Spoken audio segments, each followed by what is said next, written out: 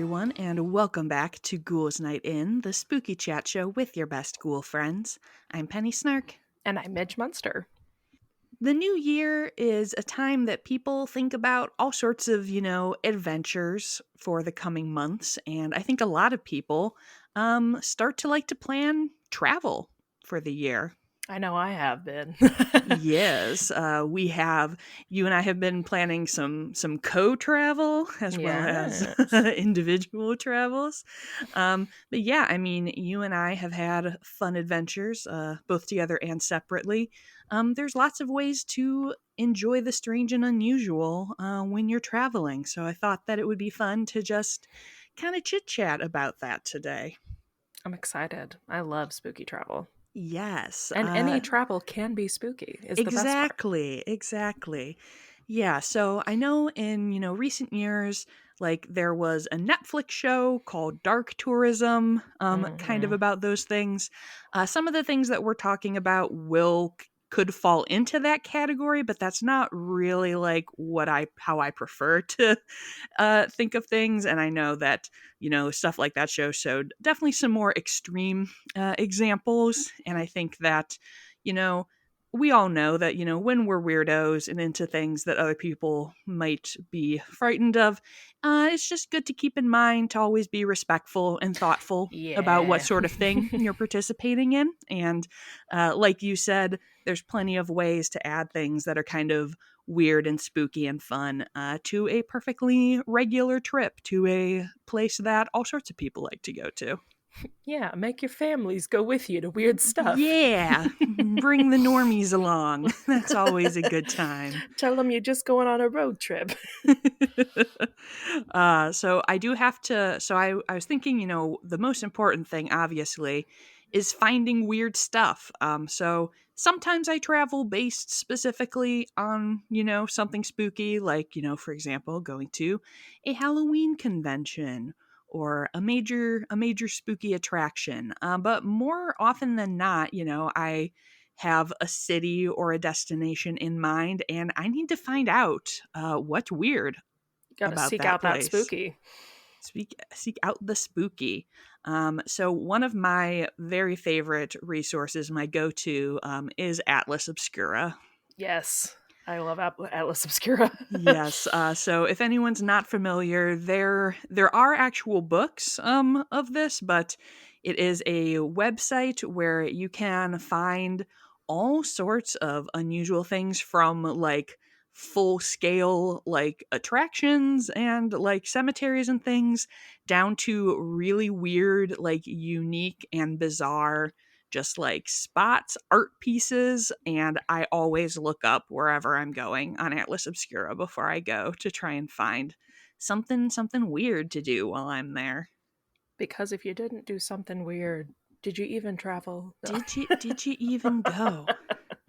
And I mean, I feel like we're so blessed these days with like the way that social media brings you things.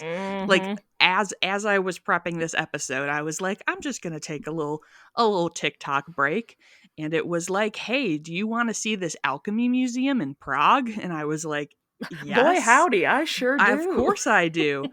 So I also I mean, this is going to make me sound like a big nerd. But Oh, I do this is what's gonna make you so. I was Not gonna not say this entire podcast, it's just it's this moment. it's not. I guess it's not really accurate to say that it makes me sound like a nerd because I am, in actual facts, a nerd. But I do have like a little spreadsheet of travel things that I I think want to that's do. great. I think you should do that because, like, especially, I mean, literally what you were just saying, we're getting fed so much stuff all the time now. With especially TikTok is a really good resource to see Hmm. things, but uh, I feel like, I'm getting so many things thrown at me now that if I don't put them somewhere, I'm going to forget. Right, And and you never it's know, like right now, you might not be planning to travel to like Alabama, but 2 years from now, something might come up where you are going to go there anyway. And you might hmm look at your spreadsheet and be like, oh, I have this great weird thing I can do. right, or it's always like I think with stuff that you've saved personally or with a source like Atlas Obscura or something, like I always look on the way to Hmm. places, like if I'm going to be driving somewhere to see if maybe there's just a quick little like roadside stop that I could make to see something weird on the way and stretch my legs. Give it the old stretch. Yeah. That's what. So Miranda and I went to Preserve Halloween Fest in Yes. November, but so Preserve Halloween Fest was in Dallas, or just outside of Dallas in Irving, Texas. And Miranda lives in Houston. So I flew into Houston, and then we did the like 3 hour drive uh up, well, not 3 hour, we did it in a few like 3 hour stints. Yeah. But we drove from Houston to Dallas is the point. But we were like, hey, if we're gonna do this, let's find some spooky stuff to do along the way and do like a weird little road trip. Yes. And that ended up being my favorite part of the entire trip, was this weird little obscure road trip we took, because we got to see the Texas Chainsaw Massacre gas station, Hmm. and do like photos there and take pictures and eat barbecue there, which was hilarious. And we went to like, that's when we went to the Munster mansion Hmm. recreation, and we went to like some haunted hotels and just like all kinds of different weird goofy things. We went to the Museum of Weird in Austin, and we kind of just plotted it. We had a couple stops we knew we were going to make, but as we were going, we would just Google like what towns we were going through and be like, is there anything weird here? Question mark. Yes. And it ended up being so freaking fun. I highly recommend that. Even just within your, I mean, that is Miranda's own state. It was not my own state, but like within your own state, if you are going to be making like a 3 hour drive across the state to see somebody or whatever anyway, find some weird stuff to do on the way. It makes it Yes. extra fun. Yes, I did come up with like a cheat sheet of cool things for weird people that, you can always look for and see if you can find these things. Okay. Number one is a historic cemetery. Always. Yeah. Always good. Midge and I talked in the cemeteries episode about some of our personal favorite cemeteries we visited. I obviously we both went to Hollywood Forever, out in Mm-hmm. LA, and I still have extremely fond memories of visiting the cemetery in Salzburg, which is a gorgeous and very cool. So that's always a good spot. That's gonna be free. You can just go hang out, walk around, enjoy the peace and tranquility and, the sense of your own mortality. My favorite way to kill time. Right. What more could a person want? And then I mean, obviously shopping is always going to be good. And I feel like people you would be surprised like how many places have like an oddity shop, some kind of metaphysical store, or even just Yes. an antique store can be a source of lots of good stuff. Yeah, definitely. I think you hit the keywords: search for oddities and metaphysical, or like, I feel like Kansas City just got like a random goth boutique all of a sudden. It just popped up, Hey, and I feel like we're seeing more and more of that now that the uh the alternative spooky lifestyle is starting to seep more into culture. yes. So yeah, like, just give a goog. Is there a goth boutique nearby? Even like for, Penny and I both happen to be kind of alt vintage Hmm. crossover folks. Even a lot of those like vintage dress boutiques and stuff will have a lot of gothabilly, rockabilly, like Yes, fun very true. spooky stuff to look at too, so those can be fun to check out. Yes, and I feel like even like a cool tea shop can have a good vibe. Yeah, I love that. It's Yeah, always good. there's also a lot of like kind of witchy themed coffee shops now, I'm noticing. Yes. Or like, we went to, so when I was in St. Louis a few weeks ago visiting Devin and Andrew, we went to this place called the Protagonist Cafe. Penny, you would have Ooh. loved it. It was so cute. It had like kind of, the logo kind of looked like a little Nancy Drew, like she was like a little Oh. gal with a magnifying glass. Um, so it was more, a literary Hmm. themed coffee shop, but a lot of the stuff in there was kind of mystery or Halloween adjacent. They had like a permanent staple on the menu that was a like Edgar Allan Poe themed latte and like a hocus pocus, I believe, or something like that that was witchy. So a lot of places I feel like are kind of starting to lean into that year round.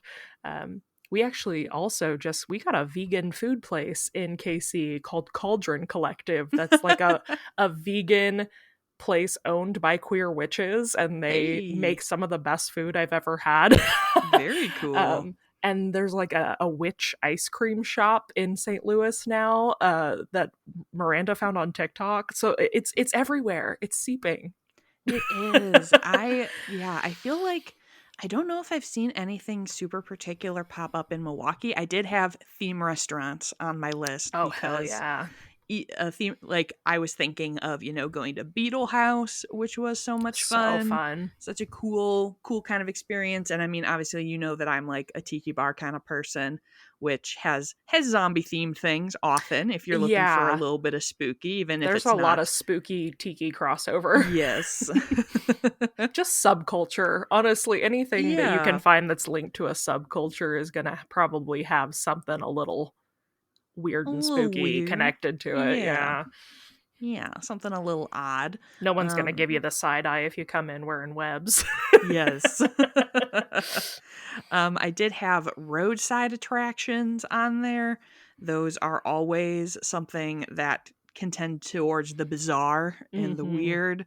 And that's something that I definitely find a lot of on Atlas Obscura. One of my favorites was going to the fiberglass graveyard in northern Wisconsin. Oh, I don't know about that. Yes. So I actually stopped here back in at some point I took like a little staycation to like a town that's like 4 hours away from here in northern Wisconsin, just Mhm. to piece out of my my old apartment when I was feeling very cramped in. Um and on the way home, there is a factory, just a very small place where they make like the big fiberglass molds that you see, like the Big Boy Burger statue Right. and The things like that, Sinclair or like, dinosaur. yeah, big dinosaurs, like funky, like water slides that you see at motels. And they have all of the molds for those just sitting out on their property. Oh, And they bizarre. are open. They welcome people to come and just walk around and hang out and take a look. Oh, And that's it's cool. very cool. There are some concerning signs about being aware of bees because bees like to nest in those, I guess, and build their hives in there. So they're just like, don't try and touch anything or go inside anything, but you can come and hang out and look. Can I derail a little bit Yes, about please do. fiberglass? So this is kind of a haunted tourism thing for KC in a weird way. Where I grew up in Kansas City, there's this old park called Penguin Park, Hmm. and it has all these giant fiberglass animals like a penguin and a camel and a an elephant that you can like go inside, and a lot of them have like slides. Hmm. There's like a Yeah. kangaroo you can slide down. Um, but it's like very old and everything's very dilapidated now, so sometimes I just go there and look at the animals because they look haunted, and it's very it's very cool and weird. But yeah, they used to also we had issues with hornets nesting in the Hornets, yes. penguin. It's a little miniature haunted house. You go in the penguin and see if you get stung. Right, and you might get stung by a hornet. That's pretty terrifying. Very spooky. This is, and I mean, obviously, things like the Hodag statue. I think anytime Oh that yeah, there check out is, cryptid I stuff. say yes, anytime that there's a cryptid, look into the town that cryptid is, kind of connected with, because, you've got the Mothman statue. We talked in the taxidermy gaffs about like the home of the jackalope and all of the Mm-hmm. cool stuff that they've got there. So you will definitely be able to find quirky and intriguing things surrounding that. Yeah, I got to see like when I went to oh my god, what is that called? My brain is like Coney Island, but that's not what it is. Or is it? In New That's York, that's New York. No, that's not what I'm thinking of. Anyway, the Cedar Point. no, California. Venice Beach, maybe? Yeah. But they have like a weird Fiji mermaid thing there that I got to see, and Oh, that yeah. was really weird and wonderful.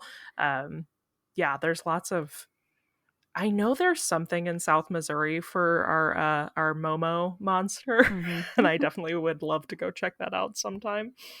Yes. Ooh, and I just had down like historic sites because I Mm. feel like history is often creepy and Yeah, it does have that effect. it has that effect. I mean, you might find weird Victorian stuff, you might find something else. I included her under here, even though she could fit under weird categories, but one of my all time favorite weird tourist things is when I went to Munich with my bestie. I was like, so there's one thing that I really want to do in Munich, and that's go see this bejeweled skeleton. Oh, cool. Yes, and so her name was Saint Munadisha, and she is. I will probably at some point do an episode about some of our wild Catholic skeletons and relics and things. But she is a skeleton covered in beautiful jewels on display and on at rest at a church in Munich, and you can go in and look at her and Le- be uh, like, wow. I'm just processing. This is a human skeleton, Yes, this not is like a fake no, this skeleton. is Oh, wow. a real human bones that have been bedecked with fabulous jewels. She's in like a it's like a glass. It actually looks a lot like one of those like Victorian hearses with the window in the side, but Uh-huh. obviously it doesn't move. But like, so it's like a coffin with a big glass window in it, I would and like to rescind my previous statements about how I would like to be disposed of after death. right, I know. I was like, Someone please bejewel my skeleton. Ultimate glamour ghoul status. Yes. Oh my gosh. She was so incredible. And it's so weird because it's just like it's not a big tourist thing. Like That's it's a fascinating. church that has like several different like Bejeweled crypts skeleton. within it. I think Okay. she may have been the only bejeweled one. Like there were a few other like visible crypts, but like you just walked in there. It was not obviously during like a service, so there were just like random people praying or like looking around at the architecture, and I Mm-hmm. was just like, I'm making a beeline for the skeleton. Wow, that is cool. I did not know Yes. about that. I found it on Atlas Obscura. Well, hey, there you go. If you've learned Hey. nothing else from this episode, use Atlas Obscura. Yes, and if you're in Munich, it's just off the Marienplatz, so right off the main square. So go and check it out.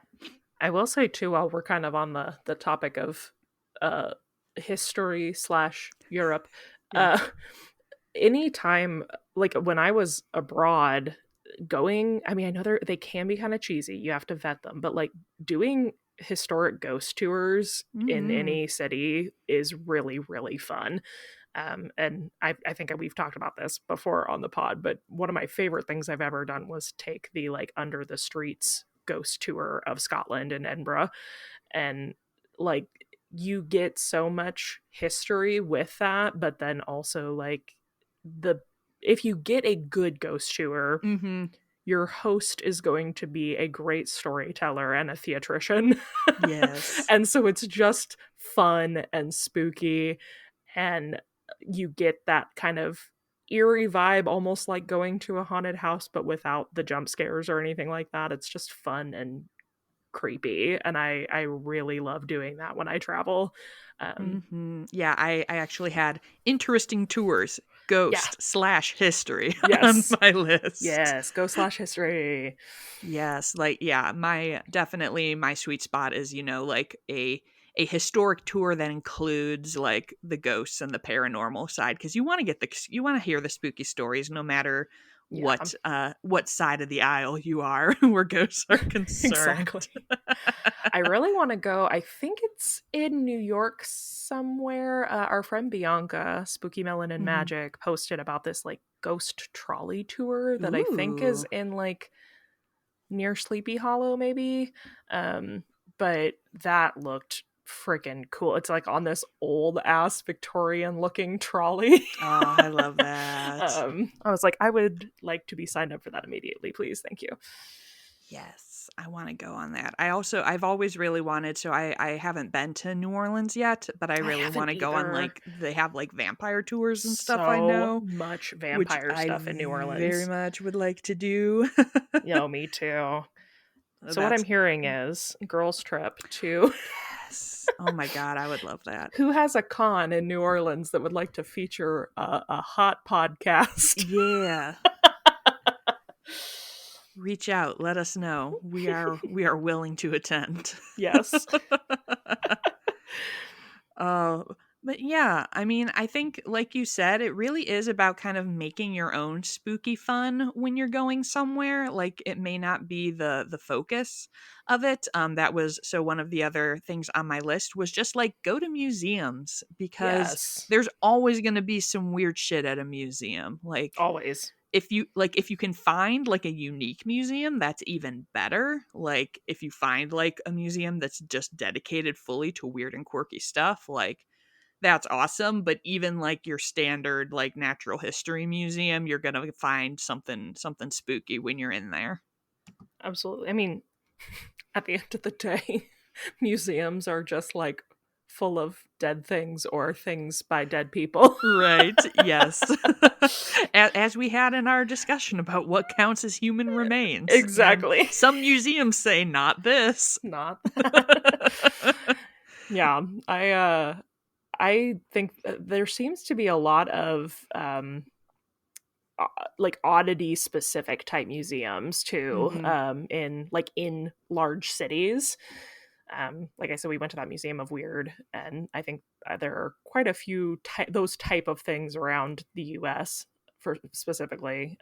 So definitely give that a goog. Check that out Yes. if you're And traveling. it also depends on like what you think is spooky. In Sure. Milwaukee we have a bobblehead museum, which is like, I wouldn't say that I'm afraid of bobbleheads, but being faced with just like a wall Yeah. entirely of bobbleheads was Haunting. somewhat unsettling to me. Yeah. So, That's uh I've recommended Kansas City has an incredible, and actually when you come here I will probably take you there because I mm, think you'll really enjoy it. It's an incredibly like super well curated toy and miniature museum. ooh, yeah. And there's a whole section that's just like Victorian doll houses, and it's so creepy in the best way. Like it's beautiful but like haunted. Oh, that And sounds then delightful. there's sections that are just like all dolls or like, all like old Ouija board stuff for toys and it's really, really cool. And it's not meant to be spooky, but anything can be spooky if you believe in Right? yourself. If you believe in yourself, if or you like, bring if you bring the spookiness with you. yes. Or I mean, obviously we went, to the Academy Museum in LA that we talked about and Oh, saw so so good. many iconic, costumes and pieces from Tim Burton movies, the Midsummer Dress. So, Dracula. yes, you can find spooky stuff whenever you go places. And I mean, it's And always a good sometimes idea to, patronize your cultural institutions. absolutely. And sometimes that's more fun. It's like a scavenger hunt when you go into a quote normal space and you like are looking for the spooky history aspects. It makes it all the more fun when you like find something creepy. Yes. The best is like when you're at somewhere with a friend and they come back to get you and are like, you have to see Yeah. this, and like drag you ahead because they found something weird. And they're Yes. like, Penny and Midge need this. Yes, I love that. I know when we were at the Academy Museum, we kept like, because we kind of split up at that one point, Hmm. and we would just kind of come up to each other and be like, "Did you see it?" And be like, "See what?" And be like, "When you see it, you'll know." I know. Just like wait for the other one to like behold it. Yes. Oh my gosh. So good. Incredible. Yeah, I mean, this was a short one, but I just kind of thought that it was a fun topic to discuss. And I feel like people are always asking, like, how you find weird places. Like, whenever I like post somewhere that I'm Hmm. at on a trip, they're like, oh my God, how'd you find out about it? And I'm like, the internet mostly. And like, if you have, I mean, social media, like you said earlier, is such an incredible tool. If you have, access to an audience of people, in any capacity, even if it's like a few people. If you're going somewhere ahead of time, put out feelers on the internet and be like, hey, I'm Yeah, for going sure. to Omaha.